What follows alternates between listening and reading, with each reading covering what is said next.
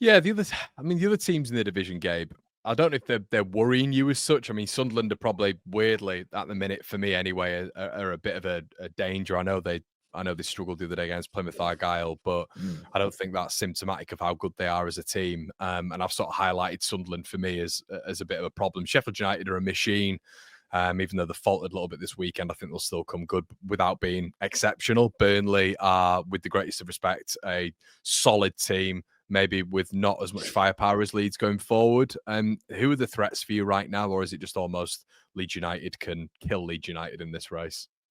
Well, I think Leeds United's playing itself. I think the problem is when you compare where we were last season to this year, we were operating at a deficit most of the season last year in points. And we had to go on this incredible run of form just to get back in it. As good as we've been, we have been good. The difference between first and fourth is 4 points right now. We're 1 point um, ahead for first, do have a game in hand. But I think, I tuned into your stream the other day and you were talking about how you didn't feel like losing against Burnley would be the worst thing in the world. I actually think we need to win matches now because the way Daniel Farkas teams tend to operate, this tends to be as good as they're going to play for the months of January through February, March. Um, and then because of his rotation, or I guess you could say the lack thereof, some of the players get fatigue, injuries pile up, and the ability to win big matches down the stretch is sometimes limited. We beat all the big teams around us besides Southampton and didn't go up last season. When Leicester and Ipswich faltered against us, they could afford to do so because they had a massive deficit. We had a massive deficit. They had a Yeah, yeah. huge margin of points. So it didn't really matter so much. It did kind of in the end, but at the time they played us, it wasn't that big of a deal. I mean, all of them were +9 and points above us. We have a margin of 1 and a margin of 4 between first and fourth. I just don't think, and we can talk about how much better we are on paper all day long, for as much as we think about Burnley being a very workman-like team without a bunch of stars, they have very good players, Connor. Mm. Josh Brownhill has 9 goals and 4 assists, I think, this season. I know he's been a personal favorite of yours for a while. They have good defenders. They have the best keeper in the division. The best keeper in the division, 85% save percentage, has 18 clean sheets. And what I like most about him isn't just the fact that he, is a consistent goalkeeper in terms of saves. It's the kind of saves he makes. Reflex saves, gets down very, very quickly. He saved 2 penalties, by the way, both penalties he's faced. And he claims a lot of balls in the area. That instills your defense, who maybe isn't as good playing with the ball, but they're certainly better at winning the ball than our defenders are. And statistically, their defense is twice as good in terms of goals per game, right? So for as much as we can go up and down the team sheet, look at their team sheet as well. Jaden Anthony, yeah, he hasn't really gone from strength to strength this season, but he's still a very good player. Conor Roberts, a very good player at this level. They have good players. Koleosha has been poor. He's had injury problems, but we've seen how good he can be. He played well against us. So I don't think it's a case where we could just afford to take for granted results at this point in the season, especially knowing that this is probably as good as it's going to get in terms of form. I think we need to maximize the points now. For me, Burnley is a must-win game. Yeah, it's going to be hard as well with Pascal been out as well, isn't it? It feels like it's going to be Yeah, it's going to have to be a game where Ethan's going to have to really step up. Obviously, Verber's not going it to come in is. at the back. I mean, how would you read that? Would Verber be coming in at centre back for you, or would it be mainstay with Ethan at the back? I think Farka tends to just go with the war horses he likes, and that's not me saying Ethan should come out, but Mm, I think Ampadu is probably going to be starting there. That's what I would think. mm. I think he likes having his 3 best midfielders playing, even if they're not in midfield positions. I think he likes having Ampadu as center half. He likes having Tanaka and Rothwell playing. So, I think that's what he's going to go with.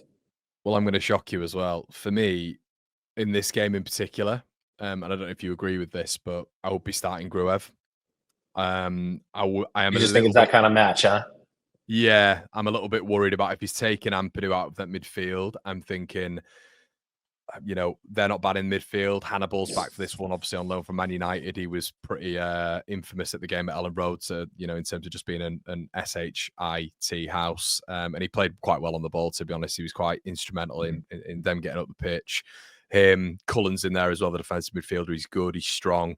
I just think to myself, Leeds need to be tough, combative, and defensively astute in that midfield as well. I worry. Look, I love Rothwell. and Tanaka, and maybe I maybe would edge towards, especially an away game at Turf Moor. You know, against a top 3 side, I would edge towards maybe starting a defensive player like a 6 in there, sort of an out and out 6 with maybe Tanaka. What would you do? Would you be sticking with the obvious 2 in Rothwell and Tanaka for this one? Well, it depends on what we do with the 10. Yeah.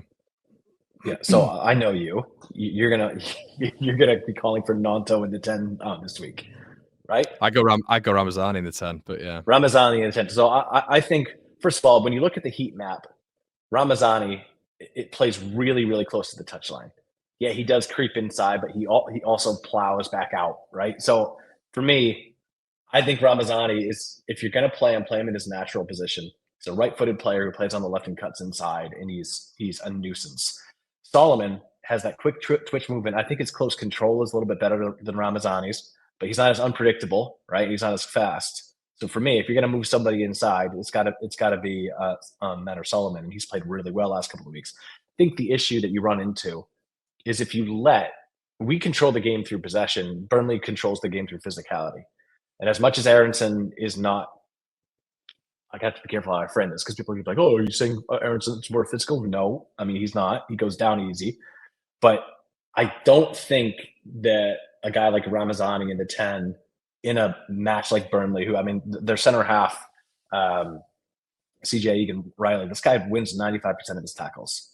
That's the best in the division by far. Joe Rodon, who's a good player in the tackle, 76% of his tackles. That's a good statistic, but it shows you how much better how much more physical these guys are, where they sacrifice in ball distribution and make up with in physicality. I think if you have a guy who's really more known for creating separation and trickery versus a machine moving the ball around, I would almost say if it's time to give Aronson a rest, I say you push Rothwell up to the 10 and you bring in Ilya Gruev. Simply because when you look at Rothwell, he's tied for first in the team in chances created. He is a little bit more of a forward and advanced player. He does give you the work rate. I'm not saying Ramazani won't. His close control isn't as good as some of the other guys. And for me in a 10, you really want to have that. And he's just so good out wide. He's very difficult to contain. I just wouldn't take him out of a position that's working. So for me, I think Farke it's probably a moot point. He's probably going to go with Aronson at the 10. I think this is all a wasted conversation almost. Yeah. But if you do make that change, I think that putting Rothwell there, I mean, he wouldn't do it anyway. He would probably just go Joseph and Piru. But I think putting Rothwell at the 10, if you're going in a match like Burnley, because Rothwell's not going to get pushed around. I'd be a little bit concerned about Ramazani with his age, with his size, with the fact that he's very good technically, but what's not quite as good is receiving the ball in a crowd first touch.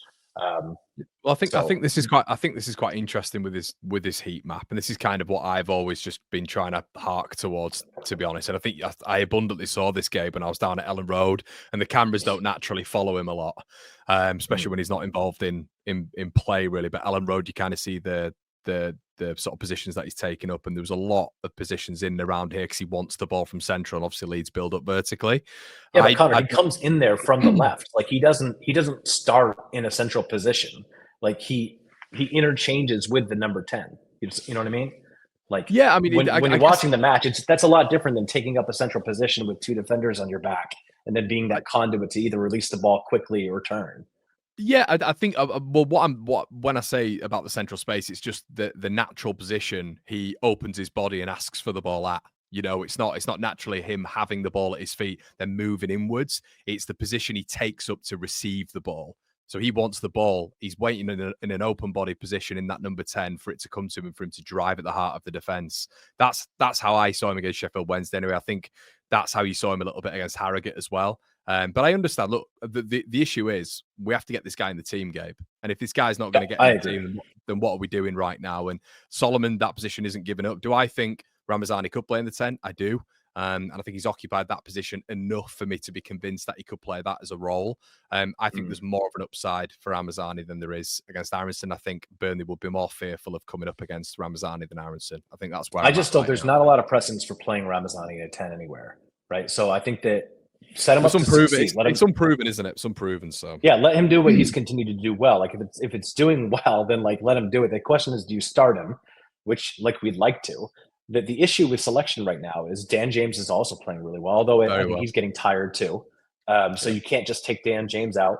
Gnonto, for me, playing a starting position right now is a non-starter. Like I don't even want to talk about it. He's not showing me anything. I think his attitude's been poor again. I'm not sure how he trains, but in terms of I don't care about talent anymore. Show me on the pitch. We've had this guy for 3 years now, and aside from a 5-week purple patch in the Premier League, I've not seen anything significant for me to say his play balances or calibrates against the hype he's been given. So at this point, I'm looking at a rotation of Dan James on the right. I suppose you could play Ramazani on the right. He's a right-footed player. I just know he likes to cut inside. Manor Solomon. I just think, like, for me, I'm not as pro bench Aronson as you are. I know every other match, if you see a lost touch, you're going to say, put Aronson on the bench. But for me, I do think he needs to be rotated a little bit more. I just think he runs himself into the ground, and I think he could just do with a break. And I do want to see more of Ramazani. The question is, though, no matter what you do, you're going to have somebody in an untested position because we've just not seen, as good as they've played, we've seen them play out wide. So it's an interesting question, but to loop it back to the whole conversation, do I think that he's going to bench Aronson for this or drop Aronson just for this match? No, I don't. I think he's probably going to go Aronson. It's probably going to be Tanaka, and it's probably going to be Rothwell. But who knows? He's surprised us before. It's few and far between.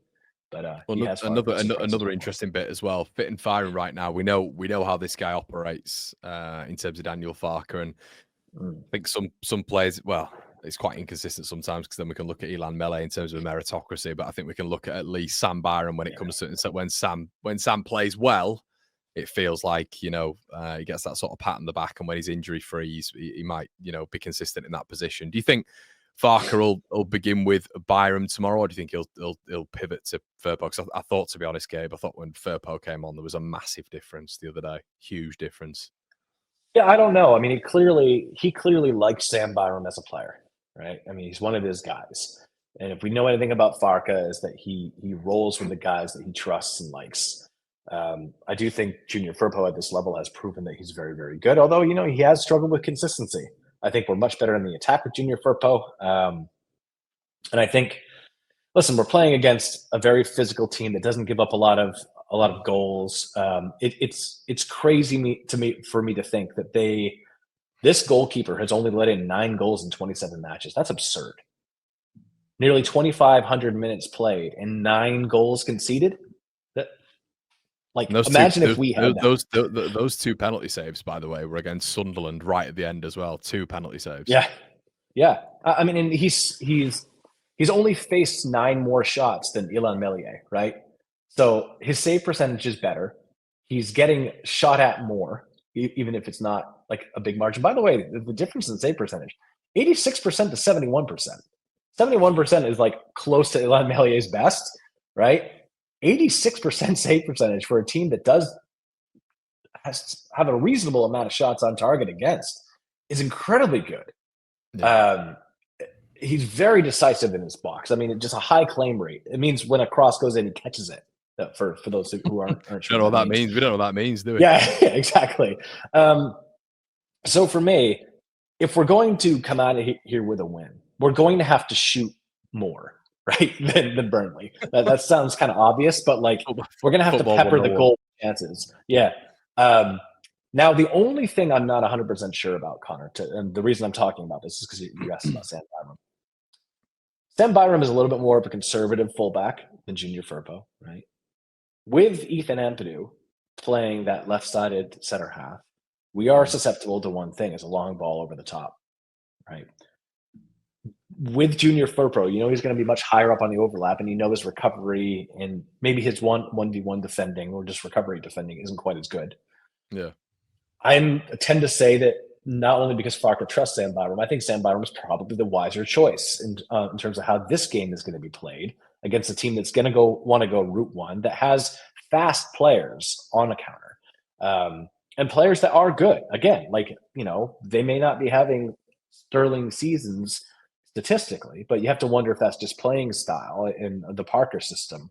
Jaden Anthony can get free against us. Connor Roberts can get free against this Leeds team on a counter, and I'm not sure if Koleosho is going to be in the team in the lineup because again he's been kind of inconsistent, a little bit banged up. But if he is, I mean we've seen what he can do on a counter attack. So do you go with a guy like Junior, who is going to add more to the attack and I think increase the chances that you're going to create something from that left side, especially if he's partnering with Ramazani or Solomon? Or do you go a little bit more conservative with Byram, knowing that you may have to be around to cover for a long ball, a diagonal ball over the top? Farka, for me, is more conservative than he is progressive, and I think he'll probably go with the latter rather than the former. Yeah, there's so many options when it comes to protection, isn't there? I think Junior Firpo's sort of style of play is more of a wing back than a fullback. I would say Sam Byram is definitely a fullback. I think that's abundantly obvious. I think if I'm Burnley, Sheffield Wednesday did this a little bit as well, and you could see it in the ground quite a bit, to be honest, Gabe. Anytime Byram, and this is what I would be doing, they were on his first touch every single time, which forced him inside consistently. It made Leeds a little bit more narrow, and they put an extra midfielder in there, or they might not have systematically done it, but it was happening in game. An extra midfielder in there, and they were trying to pack Leeds out in there, and it kind of worked to an extent. It was just funneling, and I think that. But you've seen Junior is not always good under pressure in his own area. Yeah, his own third. I think his get out, Gabe, is the fact that he can go sort of both ways under pressure. He can invert or he can just hit that wide spot. Byram can't do that. I think he's got one option a lot of the time, and it's inverted. Just because he's not that great with his left foot. So I'd wonder if they'd press that a little bit, and that'd be an option. But I think the conservative approach would be, for me, if he's going there for a draw, I think you'd see Byram in there. But you know he is. Well, I think you'd see Byram in there, and I think you'd see Gruev in there. I think if he's going to win the game, no, that's what I mean. I think if he goes for a point, I think you're going to see Byram in there and Gruev in there. I think Leeds will be a bit more conservative because I think he's going to try. Is he going to start Gruev though, or I think with fitness, Farka likes to give guys 3-4 weeks of full training until they're back in. So I could see Gruev coming in as a substitution. Of course, it won't be until the 75th minute, but. Well, let me get your thoughts. Yeah. I feel like we're doing the Sicilian thing in Princess Bride. There are too many options. We're just going around. That's it. Yeah. Well, it could be worse, mate. It could be worse. But I guess you're going a little bit further forward now. We've not spoken in a while about it, to be honest, even on WhatsApp, really. But what are your thoughts at the minute on Joseph and Peru? What's the conversation? I don't care about this debate anymore. For me, Peru starts. I haven't seen listen. I watched back the last couple appearances I saw from Joseph because I did hear somebody in the Leeds space, I don't remember who it is, talking about that Pirro and Joseph do the same things. They just look different when they do it. And they're right. Joseph moves around a little bit more, looks more enthusiastic when the ball touches him.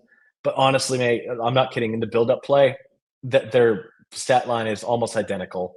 Their completion rate is almost identical. The positions they're taking up is almost identical. Pierre's body language is just a little bit low. And I'm sorry, I don't think that a guy who is second in the team and missed chances is suddenly going to find his form and start banging him in. We don't make a case for any other player saying they just need more opportunities to turn it around. When Aronson's form dips, we don't say let's stick with him, give him more time in the team and don't sort it out. We say let's get somebody else in there who has a data story of doing well.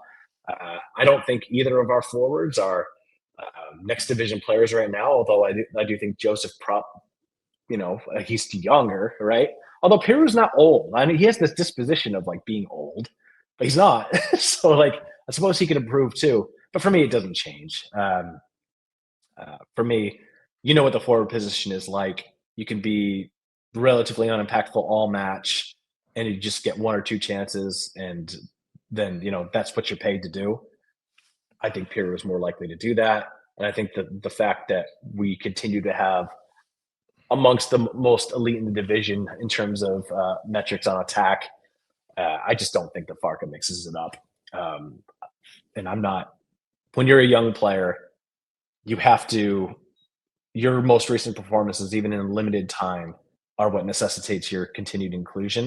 And I just have to say, for me, Joseph is just not – and it's a tall order. It's hard, right? I'm not saying it should be automatic and it's easy to do that you come in with 10 minutes left and make a big impression, and that's simple. It's not, right? And logic tells you you need a run in the team. But when you're a young player trying to displace the leader in your team in goals, like, you have to make that kind of impact to necessitate sitting that person down, unless there's an injury or fatigue issue. I don't think Joseph has done that. So for me, it's just it's not even a conversation anymore. Like, I'm not saying we can't talk about it. I'm just saying in my brain, like, I can't, there's no argument to make. It's all from nothing. It's all from, well, this could happen. What we've seen gives us no indication that it will or that it should. What I have seen is that Peru will have a couple really good matches, 2-3 matches that aren't so good, a couple really good matches. I think he's due, and data's shown me that he'll do it. So I think we're quite lucky as well that we've got players in and behind Peru that contribute a hell of a lot to goals, and you've seen that with Ramazani. Yeah, even Aronson, right? I mean, Aronson's a guy that we're not super impressed with all the time, but I mean, his goal production's good, right? So yeah, I think even Bogle's got 3 this season. Yeah. So, maybe we don't need a 20-goal scorer. I think Peru will still probably end up with about 15 to 18, which is good in this division. What your thoughts on the just pivoting onwards as well? What's your thoughts on the transfer state at the minute then? Yeah, it's a good question. For me, we need to deal with the players that aren't happy. I think at this point, I have to be careful how I say this because I don't want him gone. But for me, do you really think Willie Nanto is going to come good and be all the things we think he can be? He obviously should be playing somewhere, right? He's good enough to play. He's in a team that's deep right now. And you have to think he's third? Oh, sorry. I think of our wingers as can play either side, except for Dan James, I guess. But he's definitely second choice behind Dan James. Ramazani's off the bench before he is. Where is he in the pecking order of wingers? And are there teams that are still willing to pay around $20 million for Willie Nanto? That's a huge flip. I think we're going to need that money for capital. Let's put it this way. Willie Nanto, as the best we've seen him, is still a rotational player in a struggling Premier League side. And I think that if there's an opportunity, if he wants to go, there's an opportunity to sell and then use some of that money to bring in a player that will help get us up, either on loan. Would that be like for like for you, or would that be somewhere else in the squad? I think for me, I would really like another center half. I would also really like. I just don't think. I know we're talking about what we'd like to have. I don't think for the money you're going to spend for a number 10, you're not going to get somebody at the number 10 position who could be that number 10 in the Premier League for the money that we want to spend. So it doesn't make any sense to do that. So I think in terms of the number 10 position, the midfield position, we have enough central midfielders. We have enough wingers. Are you going to get a striker that's going to be a difference maker in the Premier League? No, I don't think so. I do think you can get a center half.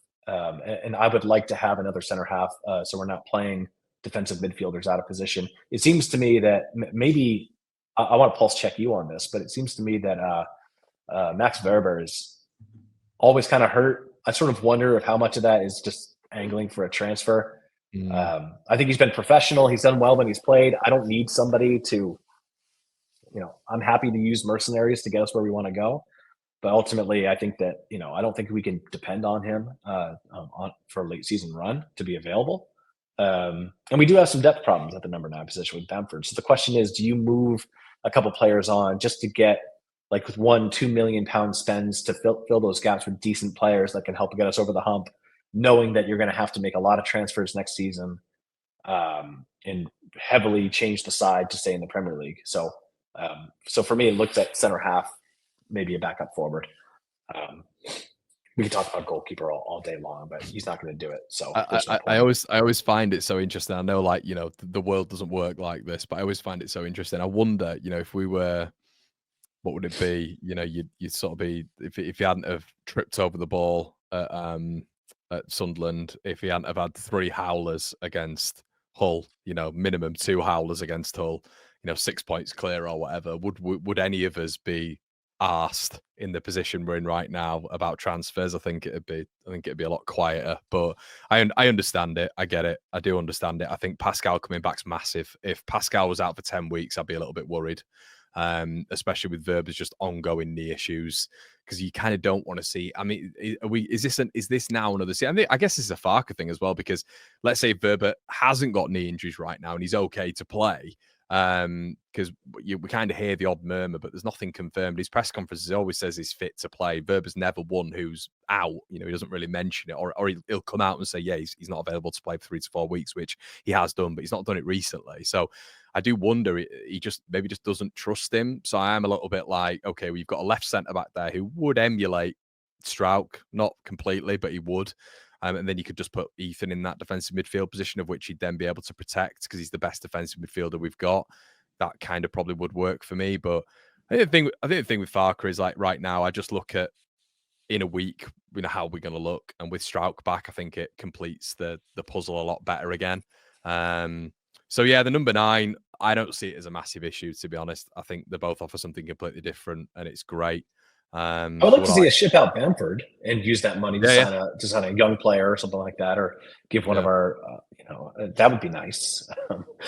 Just because I want him off the books, and B, exactly. He's not available to play. That's for me what it comes down to. It seems with Max Verber, I'm not one of these people that it's like, oh, if you don't want to be here, get out for every single player, because there are some guys that maybe they don't want to be here long term, but they're still professionals. They'll come in and do a job. But I do wonder how much he really, for me, he sees himself in the Bundesliga, right? I think if he wants to go, then sell him. The question is, will those clubs give us what we want? And the reality is, though, we've had him for this is the 3rd season now. I know he went on loan last year. His availability has been spotty. Transfer fees don't come based off talent or reputation. They come off availability and what you've done over the last season or so. So, is he a 10, 15 million pound player right now? I don't think so. Probably not. What does concern me, though, is that Pascal gets hurt every year, every single season. He's our best center half by far, because of what he can do on both sides of the ball. But we always get this period of time where he's unavailable for like 6 to 8 weeks. I think it'd be really tough to get someone of his quality, though, Gabe, for the long term, especially if we're looking in the Championship. 100%. I'm not saying now. I'm sort of when you go to the Premier League, like, can we do this again? Yeah. And in a winter window, this is what I'm kind of thinking. I'm like, if we're looking at a 9, which fair enough, some people are saying, but a 9, a 10, a centre back, a left back, all these glossy positions in the winter window, it's just like, it just doesn't happen. It just doesn't happen. Well, and two things can't be true. Like. And it's the same crowd of people. If Joseph is as good as everybody wants him to be, then we have enough depth at the number 9 position. Yeah. So if Pirlo goes down, he goes in. Simple, right? Like, for me, that's not hard. And I do think he's a decent player. I just, I'm not at all convinced, because there's just no evidence for it that he should start for us. But that's different from saying, like, we're at the top of the table. We have. Everybody has said, I don't know anybody that has said this team cannot win the division, like, on paper. So if that's true, then why do we need to sign 4 or 5 players? Yeah. Like, the rich getting richer? No, it doesn't make sense. It doesn't. Well, when the sun comes in, I really look white-haired. It's just horrible. I have brown hair, guys. Jeez. No, I just don't think that we need, and it's irresponsible to spend a lot when you're in this division, because, like, this team should be able to get over the hump. No team in the Championship carries that same team into the Premier League without changing it and stays in the Premier League, right? Yeah. So as good as some of those teams that blew everybody else out of the water have been, they got dismantled in the Premier League. Why?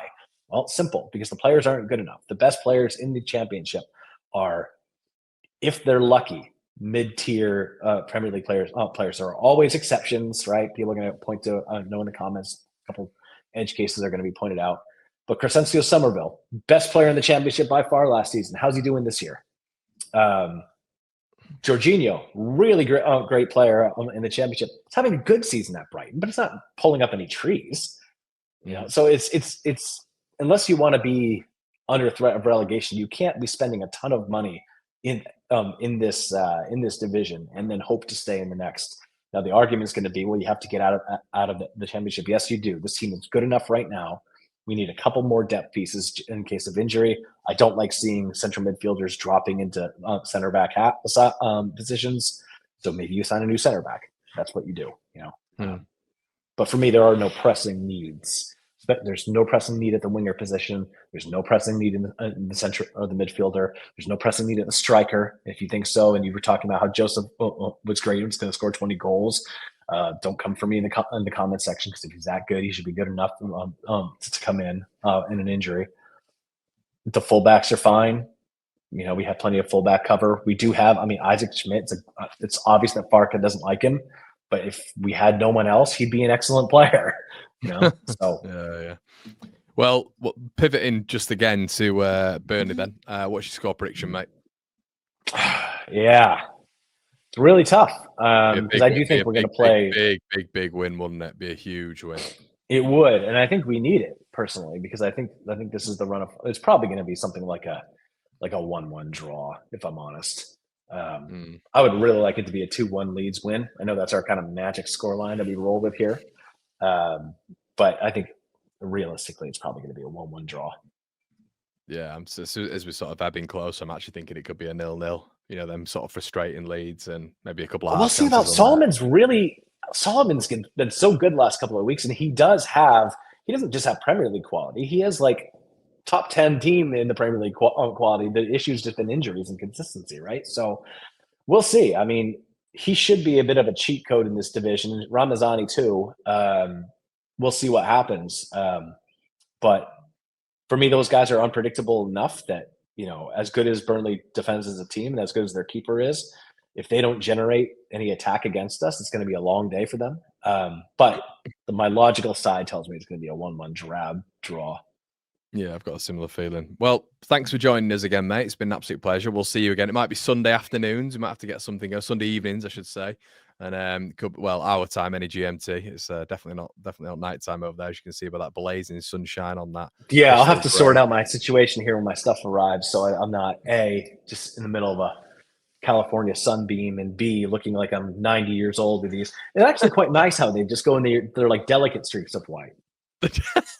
You kind of feeling yourself. It's better than just going like dull gray. You know what I mean? I think with a beard though, I have to trim it up so it doesn't look so white. Definitely. All right, mate. Well, thanks so much for joining. And guys, make sure you like, comment, subscribe, and we'll see you in a bit. Cheers.